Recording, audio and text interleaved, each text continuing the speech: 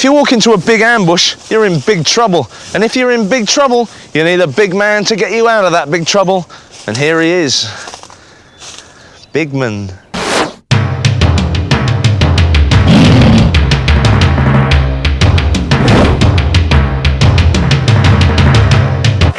Now, you know about ambush scenarios? Yes. Okay, here's one. I'm walking through the woods. I've got my binoculars, doing a bit of bird spotting, but something spooks them. They're off.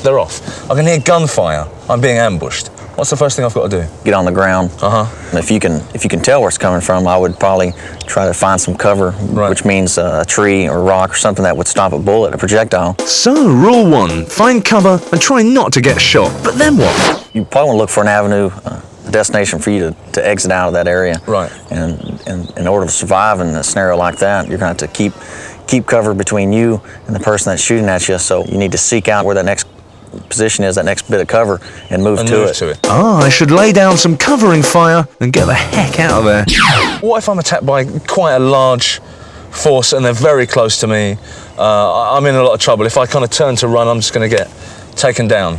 If you have a way to defend yourself, such as a firearm, and if you can see your target, you turn fire towards that target. If it's so close in that your chance of survivability, as far as escaping, is out of the question, you're just going to have to go straight. You might as well just go for it. Attack them. If you take the fight to them, your chance of survival is much higher. The best form of defence in that instance is attack. Yes. If there's no way out, take a deep breath and get stuck in.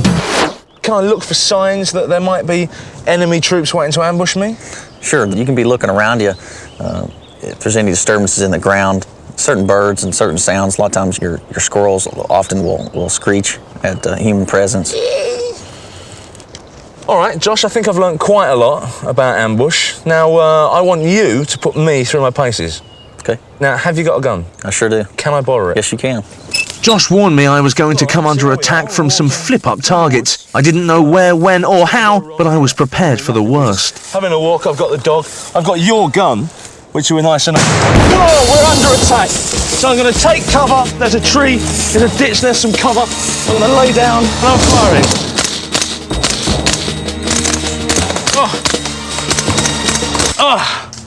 Okay. I laid down some suppressing fire. So I think I can probably get out of there. Yes. So I did the right thing? Yes. Excellent. Could I have done anything better? No. No. Yeah, I mean, I've always hated The Wizard of Oz, so for me that was a pleasure. Gonna go on.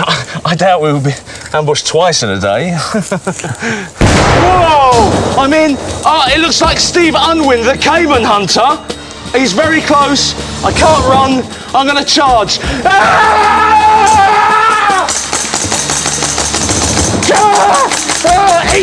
Eat me! I've just fired at least 20 rounds into this man's face and eyeballs, but I'm not finished yet, Cayman Hunter.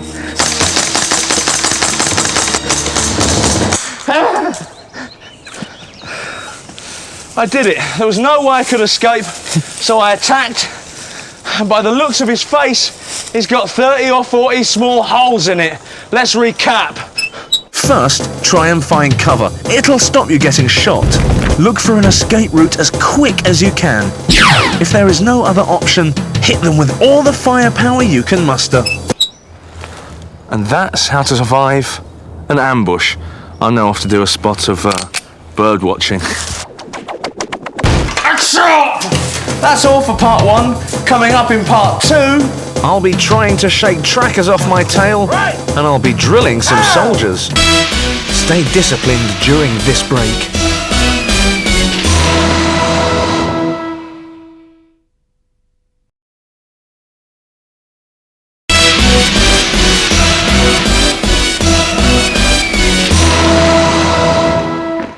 Stand up straight! Polish those boots! Hold that gun properly! That's what Mum always shouted at me, and it used to make me cry. But she did her best, and that's what counts. When the tide of war hits these shores, there may be a good position in the army for a man who can shout his head off. Be prepared. Drill your troops. When bad times come, you might have to be a drill instructor. This man is already a drill instructor. Look at him.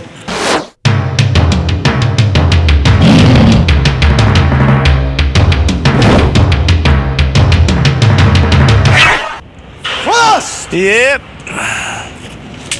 Do you want to be a drill instructor? Yeah, please. Let's go from getting off there and standing still in your own space. Still! Right. In order to be an instructor, you need to be able to shout, clear and loud. So let me hear you shout. Stop looking at me like that! Try this. Stop looking at me like that! Stop looking at me like that! Good. All right, what next? Drill. Yeah.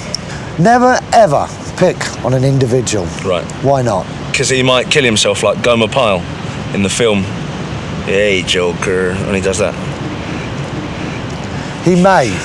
He also may feel inferior. Right. And not a part of the team, which you will have then created. Right. And that's what we're doing. We're creating a team, aren't we? Absolutely. Right. That is why we're going to do drill, to bond them as a body of men. We start everything with an inspection. Why do you think we do that? So, standards are kept throughout the squad. Looking at me as an example. Good. Lead by example. First of all, we look at the berry, make sure there's no fluff on it, check the cut, but not you. This is what you do to the soldiers. Sorry. And then we go down to ensure that the clothes are ironed and dirt-free. Another test you failed. The boots should be black, completely black, highly polished with a brush. You would also talk to the soldiers. Good morning, and your name is? Nick Frost, sir. Private Frost? That's better.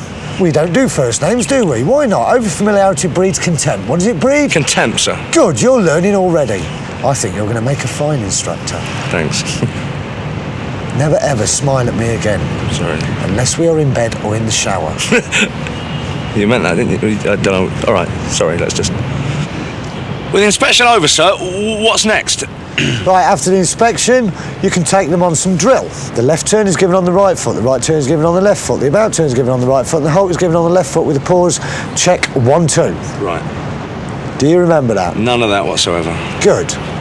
All right, Frost, let's relax. Woo! Let's not relax that much. Okay. All right, well, let's get out there. Let's do it. Ready for it? Yeah. Right, let's start as we mean to go on. Uh-huh. Frost! Frost! Shot! Fall! Out! As part of my training, Nookie gave me a shiny uniform, a great big stick, and an elite squad of cadets. Fall in! A 10! First up, the inspection. Could I carry it off? It's nice. Lose them chest hairs, I don't want to see them poking out. Same goes for you. No, I like you. Very nice. That's what the British Army's made of.